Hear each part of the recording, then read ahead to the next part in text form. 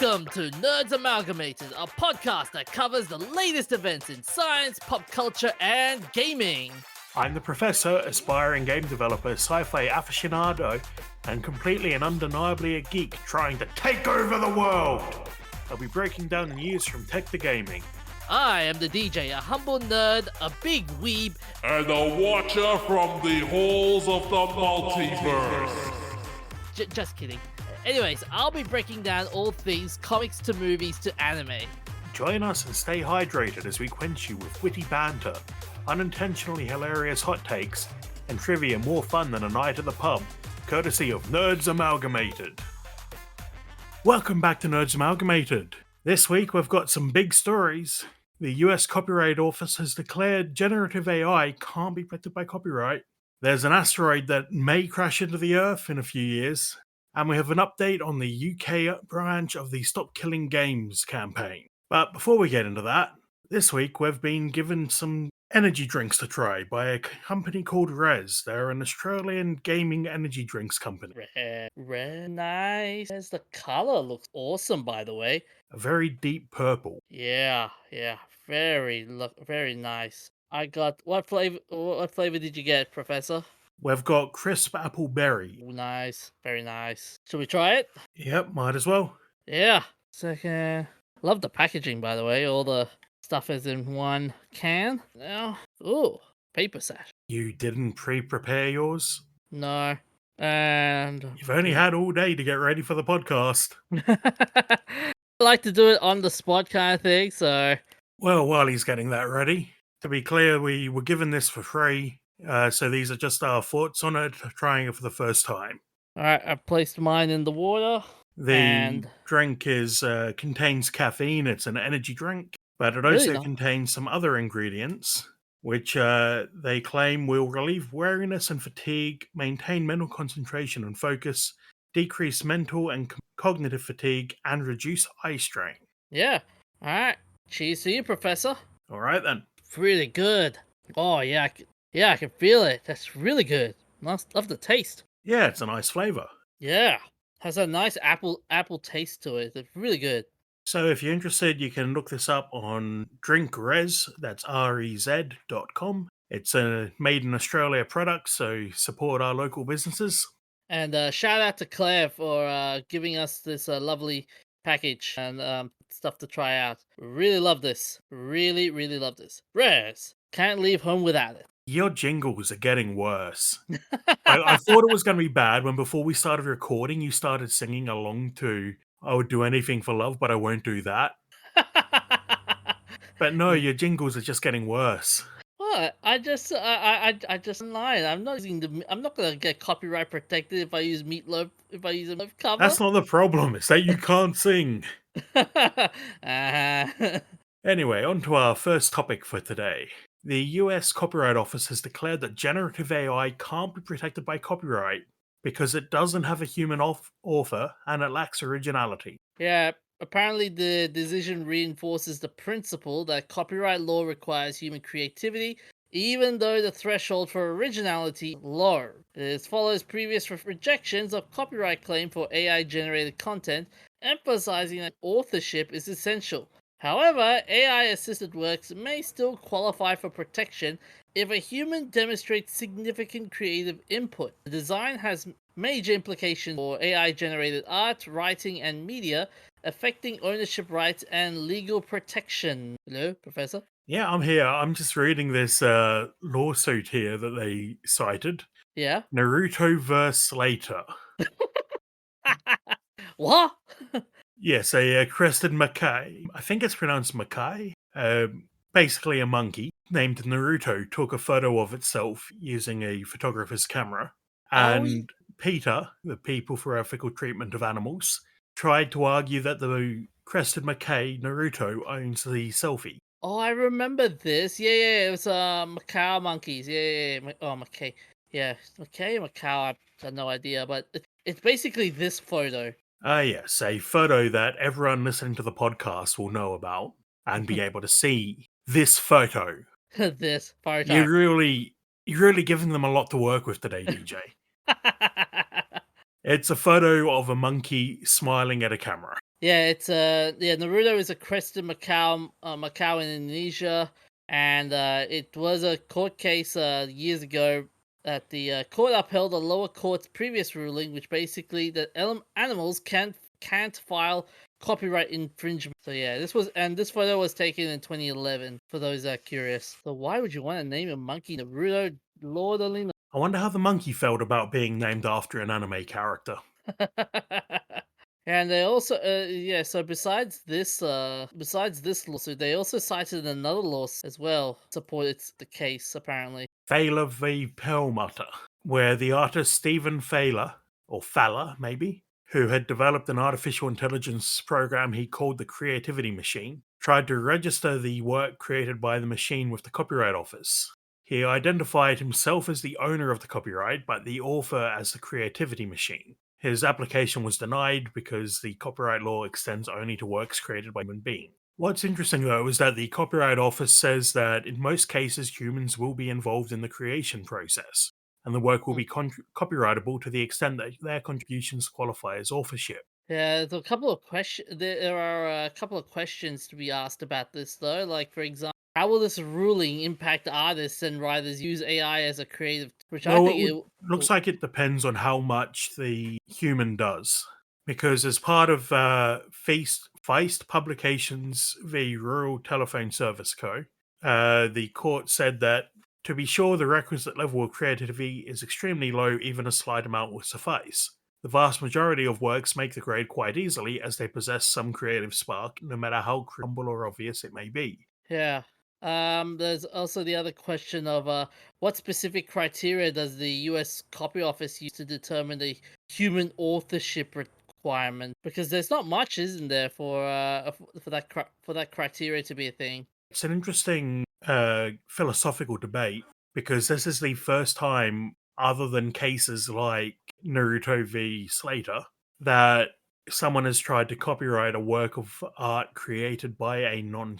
And as a result, it impacted the impact it had was a huge impact from what I remembered, like how viral that image was. Yeah, the image was viral, but it also is an interesting point.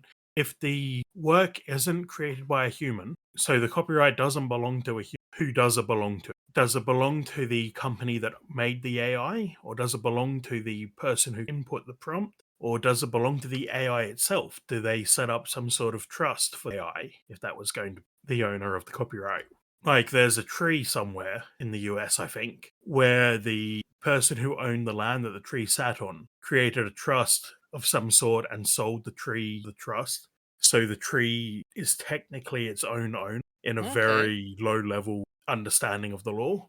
And the trust is just responsible for maintaining the tree. I'm trying to find that story, and all I'm getting, the first thing I get is what to do if a neighbor's tree is affecting you. As its first line, the first search. Well, it comes up as the first article on Wikipedia for tree that owns itself. Okay, oh yeah, the white oak tree. Okay, Yeah, it's a white oak tree in Athens, Georgia, US. And in 1890, the owner of the property, Colonel William Henry Jackson, was created a deed for the ownership of the tree and then deeded that to the tree. Although, according to yeah, the article was published in 1890, but according to this Wikipedia page, the actual transaction occurred between 1820 and 1832. that's a long decade. Yeah. And they point out in the Wikipedia article that under the common law of the US, the recipient of a piece of property must have the legal capacity to receive it, Hmm. and it must be delivered to and accepted by the recipient. And since a tree isn't a legal person, it can't accept its own ownership. Yep, fair enough. But back to this story. The other interesting thing you would have to ask is how does this ruling change the future of AI as AI is evolving? Oh, no, actually, no. How is it not just that? Could this ruling change in the as AI evolves? Probably. I mean, you've been saying it 4 times. It'll depend on massive societal changes. Yeah. I think first we would have to accept that an intelligence that is non human could own ownership of its own copyright. So that would actually reverse the precedent of this case and then Naruto v Slater and other related cases. Yeah. So yeah, that would be a pretty big change since as I understand it, they don't like to reverse the precedent set by a previous rule. Yeah, and then there's also the other question of Actually, here's a quote from the Copyright Office. yeah. There may come a time when prompts can sufficiently control expressive elements in AI generated outputs to reflect authorship. If further advances in technology provide users with increased control over these expressive elements, a different conclusion may be called for. On the other hand, technological advancements that facilitate increased automation and optimization may bolster our current conclusions. But it feels like instead of just but it feels like kick the bucket down the road type of decision though.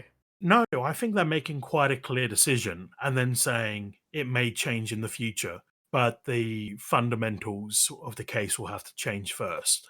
If they were just kicking it down the road, then they wouldn't be making a decision. I guess so.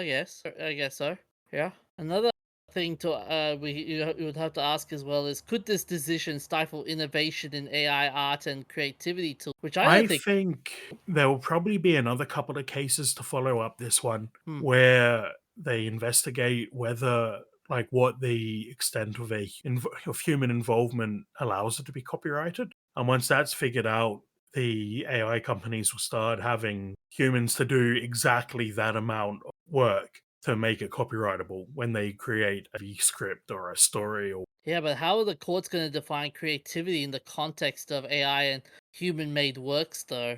I don't know. Because This it's going to. article doesn't go into depth on that. That's fair. What's going to be also interesting is that Well, does this ruling mean AI works are automatically in the public domain? I hope so. Yeah. If they can't be copyrighted, then I would understand them to fall into the public domain, which would be a nice reward considering all of the illegal copying the AI companies did to create the AI. You might have seen I linked you just yesterday how Meta torrented 80 terabytes of books Oh, from yeah. piracy sites. Oh, I saw that. I was like, oh, you Yeah. gotta be kidding me.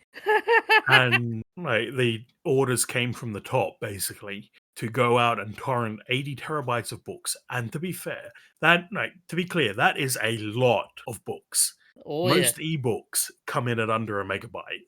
So yeah, the can a work that is based on pirated content be copyrightable Mm. if it's derived from pirated content? Well, we've just determined that in the US at least, you can't copyright AI generated content, and the AI is based on copyrighted content. So I'm not That's actually sure these 2 points tie together. what's also going to Although it interest. is the first time you would be able to prove this person copied my pirated work to create this derivative work, and then it would come under fair use or not. Yeah, that's going to be interesting. Now that you mention it in terms of fair use and stuff like this, how is this going to affect the growing trend of AI content that you're seeing in industries like gaming, advertising, and media? Yeah, well, Because again, they're going to have to work out exactly how much work a human needs to do. yeah, And part of that will probably be they have worked out already how much work a person needs to do to be counted as a joint author of a book.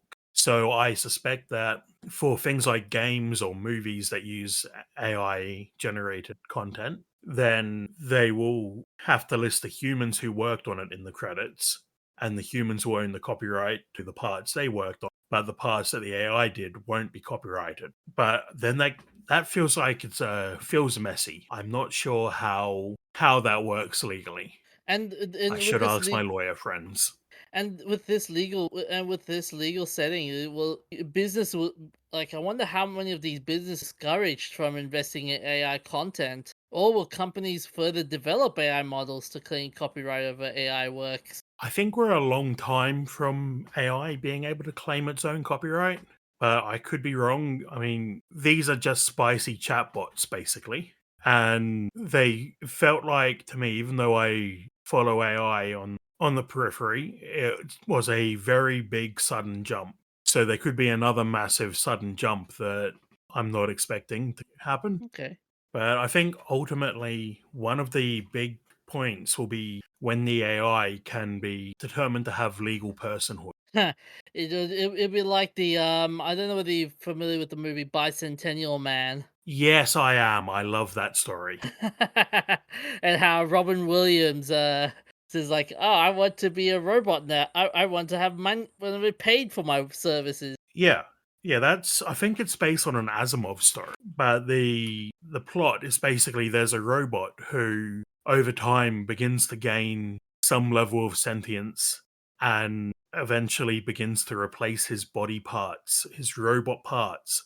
Sort of a reverse transhumanist story. And he begins to replace his robot parts with meat. And as he becomes more human, he has to go through the courts and learn, get his legal personhood. Yeah, The basic idea behind legal personhood is that it's the things that a human person can do. So, enter into contracts or sue, own property. Corporations in the US, I'm not as sure about Australia. I think it's probably similar.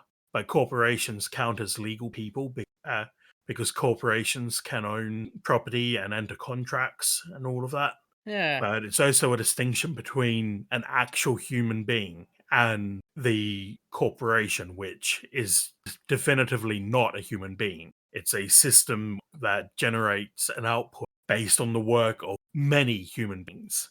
It And those decisions, for the reasons of, like, the reason you would want a company to have its own legal personhood mostly comes down to not being held accountable when the company goes under, as I understand it. yeah. So the company would take the fall for bankruptcy rather than it going on to the owners. It's like those whole lifetime warranty companies don't do the lifetime warranty void being perpetually sued. Well, even that is a bit of a trick because a lifetime warranty, hear that and you think for the rest of my life, don't you? Yeah.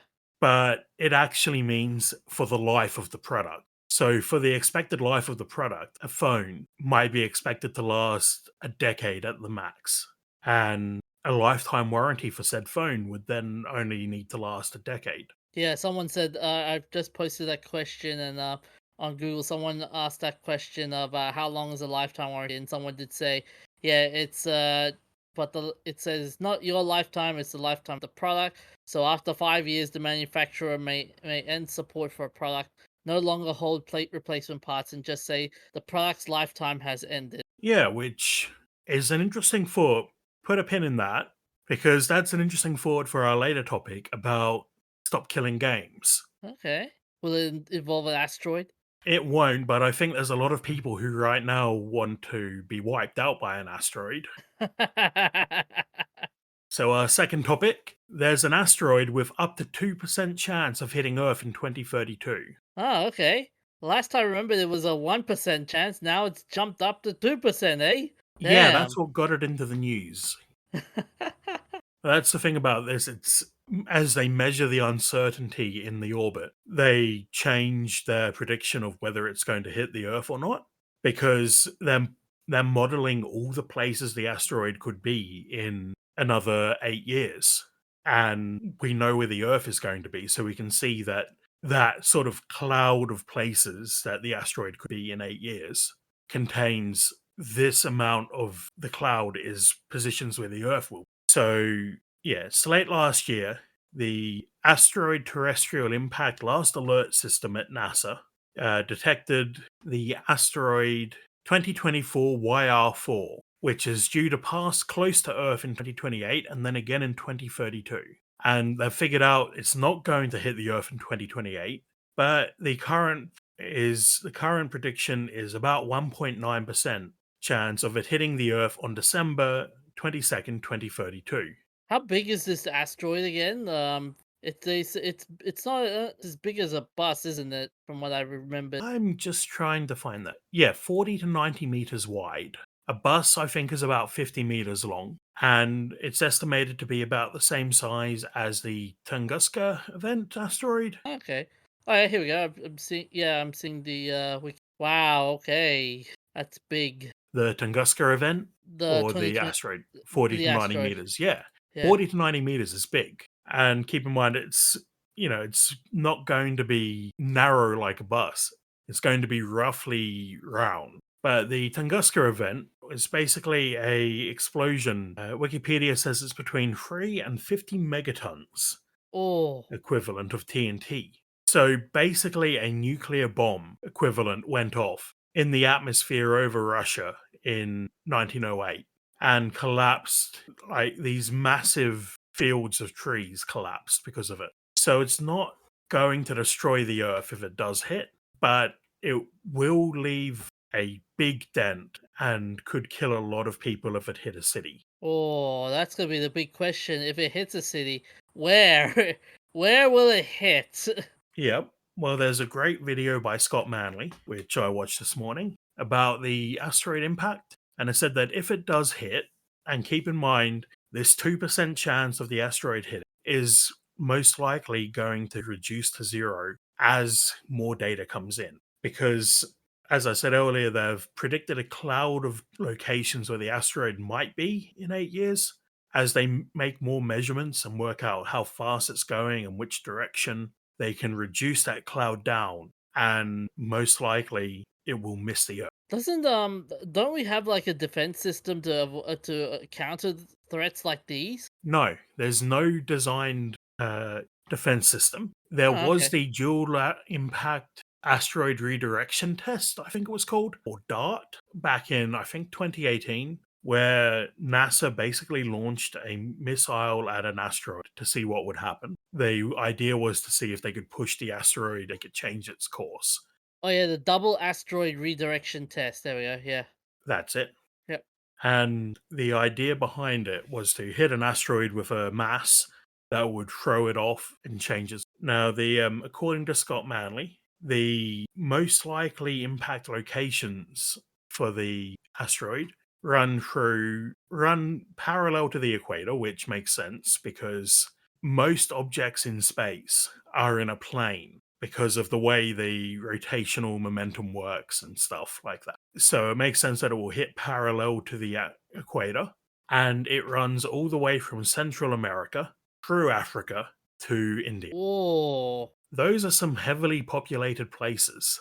God! Now I think about it, it just reminds you of that line from Ultron in the MCU. It once said something in relation to second. Here we go. He says there are over a dozen extinction level events before even the dinosaurs got there. When the Earth starts to settle, God throws a stone at it, and believe me, he's winding up. We have to evolve. There is no room for the weak. I'm, Okay. I'm like, oh my gosh, this is happening. At this point, if should I join a doomsday cult at this point? No, no need. We're seeing the doomsdays happen anyway. Yeah, yeah, Just listen to the scientists. You don't need to be part of a cult. I mean, you got the cults, they're making stuff up. What are the odds any of the cult stuff comes true? With the yeah. scientists, you know it's going to come true. Although, okay, here's the thing though. So, I know it's 2% damage, but and 2% chance of impact. 2%. Okay, 2% chance of impact. But let's say if it hits, even if it hits to zero, we do get an impact, but there's not much. You will see a lot of environmental damage on the process, right? Yeah, wherever it hits, it's going to cause a lot of damage. The Yeah. good news is we've got 8 years warning. Hmm. If they can keep tracking it for the next few months, they might be able to reduce that risk of impact to zero, or they might be able to catch it when it comes around again in 2028. And because they've already determined no impact in 2028, Yeah.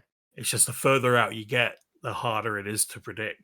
So in 2032, by 2032, we should have a good idea of where it's going to actually impact, and we'll be able to evacuate. And What that. will be interesting though is whether things like the DART mission are replicated, because depending on when they hit the asteroid, it will depend on where it comes down. And I could totally see some country that is going to be hit by the asteroid, or even one that's not going to be, using it as a weapon. Like this is some the moon is a harsh mistress stuff. They could hit the asteroid and knock it onto a collision course with a major city. Because even if you evacuate all the people, wherever it hits, it's still going to be wiped off the map. That's true, yeah.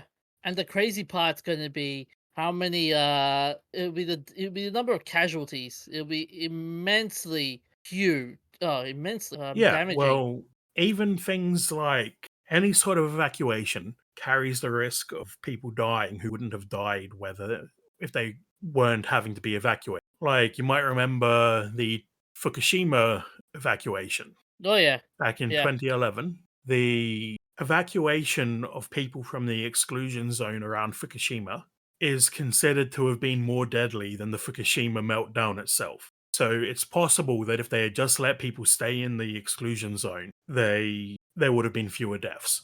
But they evacuated because they didn't know how bad the meltdown was going to be. Not to mention, like, they, I mean, the mindset of the people at the time, they were terrified, and was it? They always say, "Terrified people make terrible decisions." Yeah, Although I will say this, even though like there is we're doing doomsday stuff here with the asteroid. What would be the only bright side to this event would be a number of astronomers coming out to see this. yeah. Scott Manley mentions that you might get asteroid chasers trying to film it coming down. Yeah, and a whole bunch of social media idiots. Yep. Yo, what up? We're here to see the impact. And then it gets vaporized.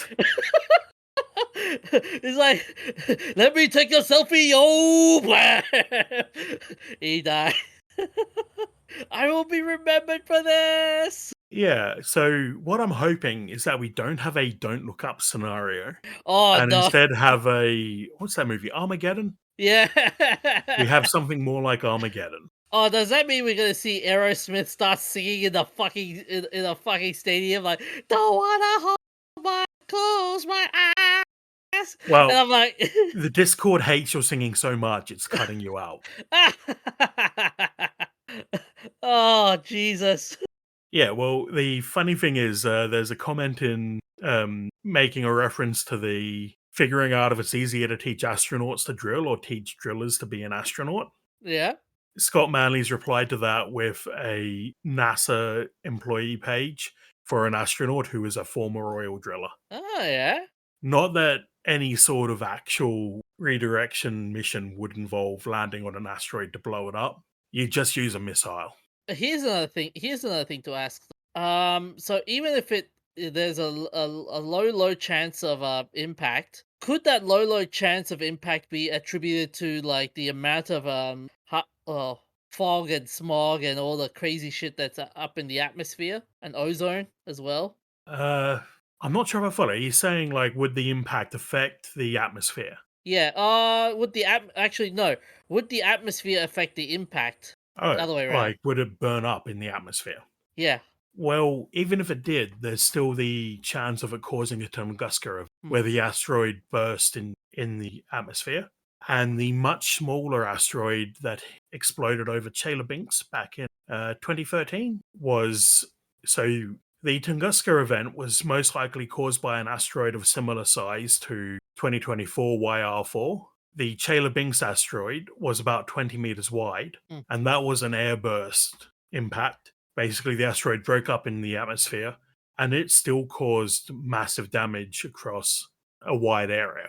Like if the asteroid that exploded over Tunguska and flattened trees over thousands of kilometers had exploded over, say, London, there would have been mass death. Oh yeah, there'll be mass death and a lot of construction. Well, yeah, mass death, construction sites. You get a new construction area of London. Put it that way. Yeah, you'd flatten most of the city. Yep. Like bye bye Big Ben, bye bye Westminster Abbey, bye bye Royal Palace. We hardly knew thee. By the way, the reason why I asked this question is just because it reminds me of The Simpsons when the comet was about to hit Springfield, and Homer at the time was going like, "Don't worry, kids, it'll get eaten up by the atmosphere, and we'll never hit it. It will never destroy it." And then he was right in the end. Ah, yes, and it collapses the bunker, Yep. the tiny pebble that actually impacts, completely destroys Ned's bunker. Yep. Well, let's move on to a less destructive story. Oh, sorry. Oh, you got something to add? Oh, I was gonna add, like, can you imagine the marketing? Imagine video games and all the lovely, pretty things. But don't worry. Yeah. Just like how all the medical shows had a COVID season. Wait, wait. Stop right there. I know what you're gonna do. I can imagine Grey's Anatomy. This next time on Grey's Anatomy, the comet special. Yep. Oh, that would be brilliant. Or MCU or any or MCU or DCU movies will have the comet there as a plot point. Like Thanos comes back. I'm back, bitches, and I bring a comet. Yes, well, hopefully we have some more positive media rather than a don't look up scenario, which is it's a hard movie to watch. I enjoyed it as much as one can enjoy that kind of thing. Like, it wasn't the best made movie. It had definitely had issues, but the social commentary was really on the nose. And Although I kind of worry, like if with an actual comet coming, I wonder what will Leonardo DiCaprio do in this event. yeah. Anyway, on to a less destructive topic, but still destructive. The UK has declined to extend consumer law to protect gamers against disabling live service games. Really? Yep.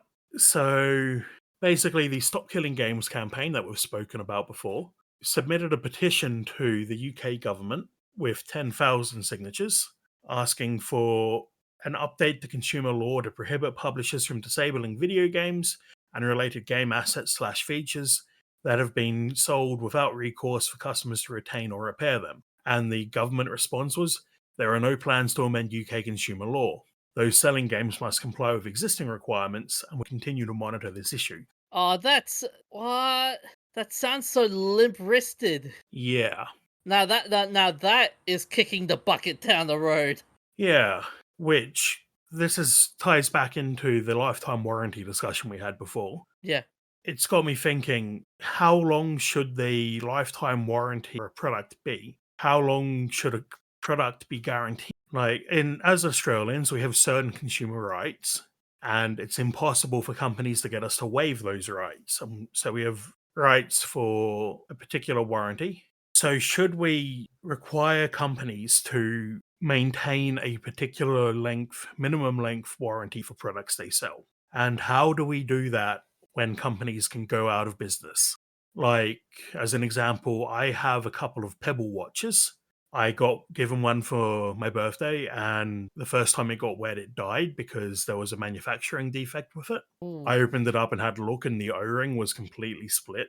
Like, it wasn't even a full circle. And they sent me a new one, but they then went bankrupt less than a year later. So I think we should require companies, including game companies, to say how long they will support a game for and require them to be held to that standard, no matter But what, for the minimum amount of time that they state.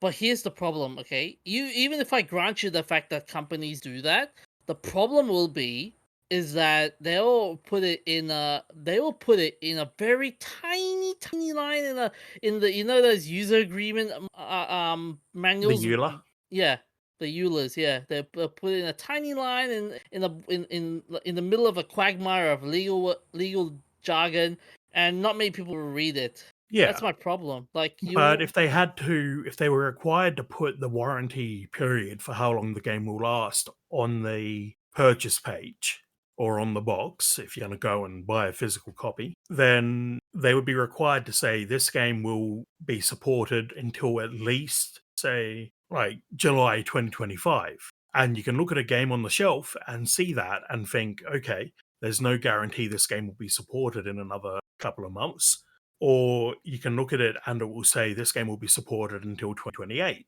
And then you know that you're going to get another couple of years out of the game.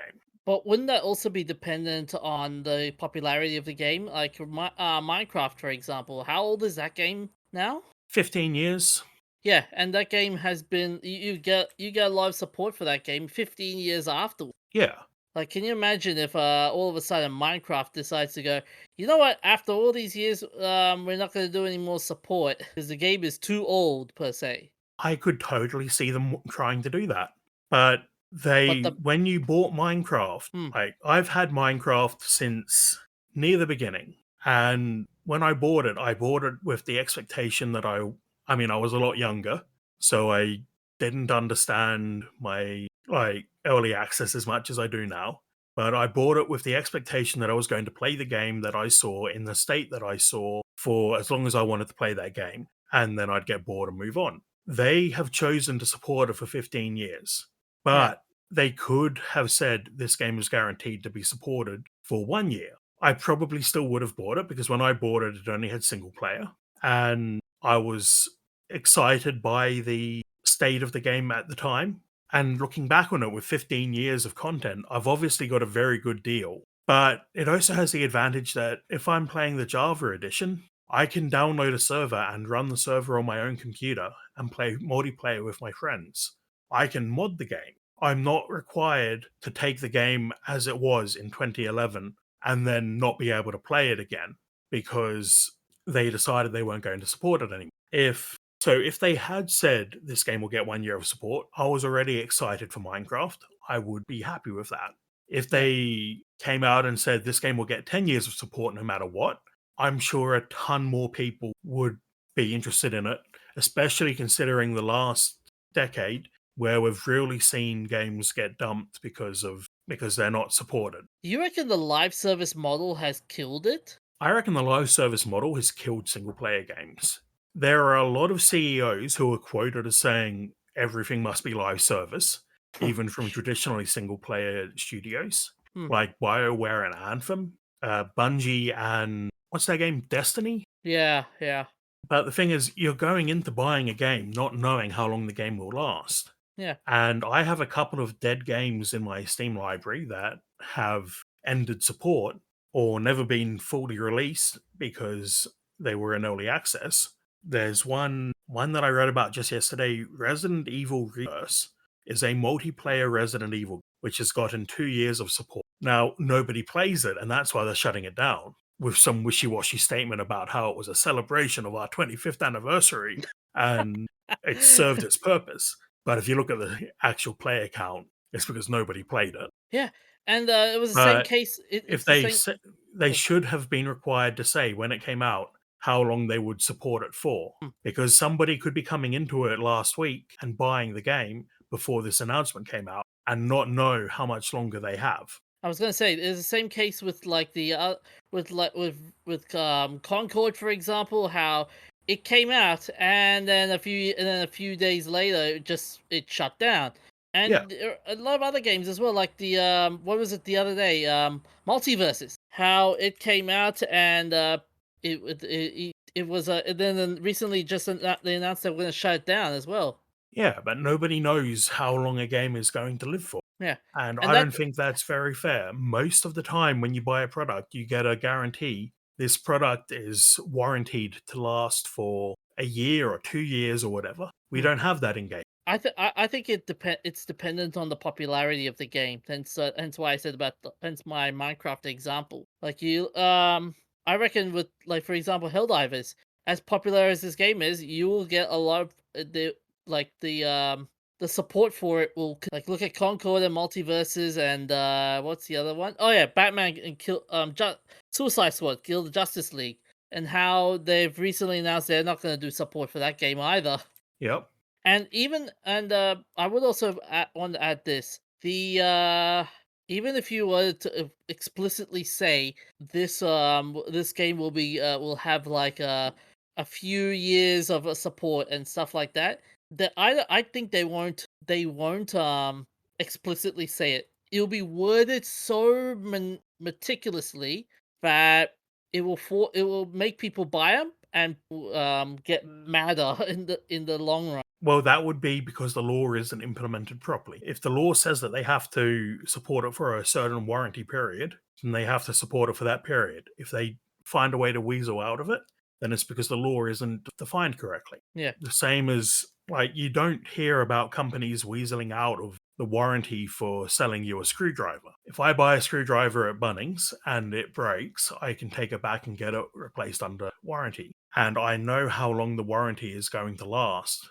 because I have certain rights under Australian consumer law. Yeah. How will other countries react to this? Given this big of a ruling, you reckon That's a really they'll good question. I have no idea. I don't because think the Australian government has responded to our petition to stop killing games yet. So we'll really have to wait and see. if because Australia is always the whatever England says we follow kind of from my No, experience. You reckon? yeah, we're not like that at all. Okay. In fact, we are. Here we go. We did get a response to the Stop Killing Games campaign. Let's Yeah. pull up that response. PDF. I'm enjoying this res drink by the way. Pretty cool. Yes, it's good. Okay, so we got a similar answer to what they got in the UK. Yeah? In Australia, businesses are generally free to set the terms and conditions for the products they sell. For digital products such as video games, consumers often purchase a license to use the product and do not have direct ownership over that product. This means that consumers' rights in relation to digital products are primarily governed by the terms and conditions set by the business. That feels weird. Yeah, so they're basically saying that as long as it's not an unfair terms and conditions, the company can do whatever they want.